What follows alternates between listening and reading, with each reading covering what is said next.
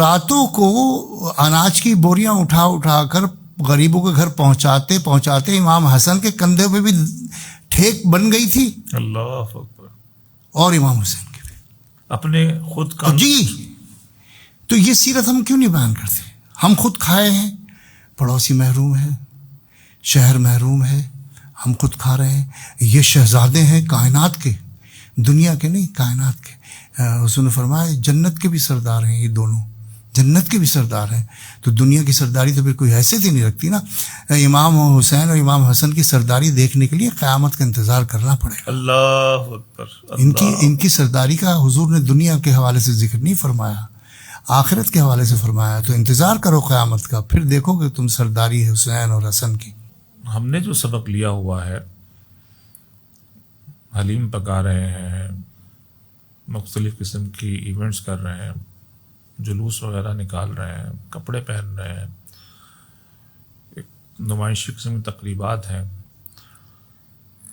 تو آپ اس کو کس نظر سے دیکھتے ہیں؟ دیکھیے، اظہار محبت، جی، اظہار عقیدت، یہ دو چیزیں ہیں. اظہار محبت، اظہار عقیدت الگ الگ. ہر محبت عقیدت نہیں ہوتی، واہ واہ واہ واہ، لیکن ہر عقیدت محبت ہوتی ہے. واہ واہ واہ واہ واہ بھائی، واہ واہ واہ واہ، کیا شاندار بات فرمائی ہے.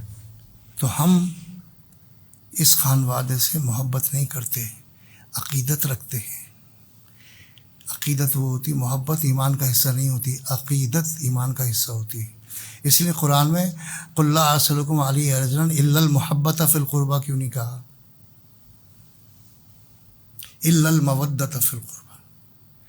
ایسی محبت چاہتا ہوں میں اپنے گھرانے سے جو ایمان کا حصہ ہو، اسے مودت کہتے ہیں. سبحان اللہ، سبحان اللہ. تو یہ اظہار ہیں، لیکن اظہار شریعت کا پابند ہے.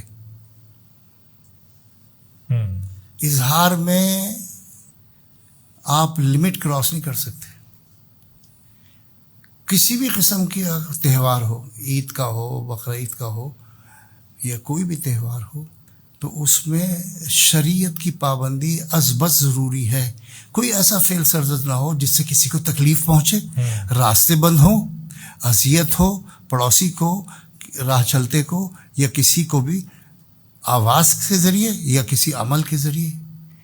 اب اس کے علاوہ جتنی بھی چیزیں ہیں وہ حلال ہیں تو استعمال کر سکتے ہیں، وہ حرام نہیں ہو سکتی. کہ امام حسین کے ایصال ثواب کے لیے اگر حلیم پکایا گیا تو بعض لوگ اس کو حرام قطعی جانتے ہیں. جی، شربت پلایا گیا تو حرام قطعی جانتے ہیں.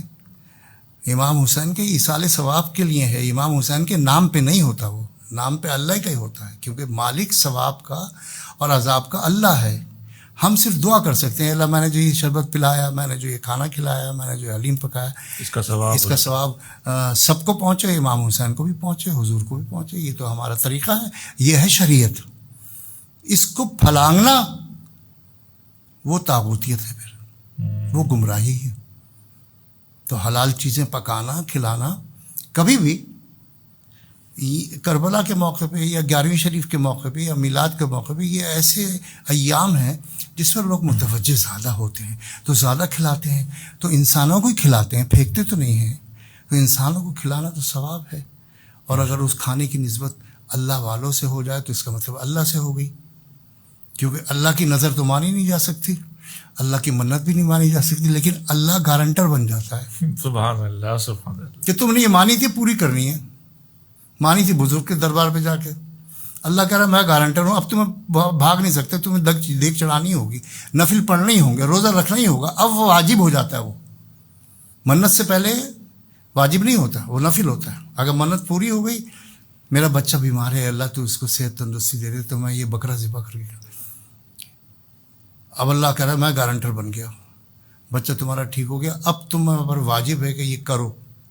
تو گارنٹر پھر اللہ ہی ہوگا نا. سبحان اللہ. تو ہم الحمدللہ ہم اہل سنت والجماعت، یہ جتنے بھی اور لوگ بھی کرتے ہیں تو شریعت کے حدود کے اندر اگر کرتے ہیں جس سے کسی کو زحمت تکلیف نہ ہو، اور جائز کمائی سے جائز اجزاء پر مشتمل کوئی بھی چیز ہو، وہ حلوہ پوری ہو یا حلیم ہو یا کوئی بھی چیز ہو، وہ تو بہت ہی خوشائند بات ہے اور باعث فضیلت ہے، باعث اجر و ثواب ہے.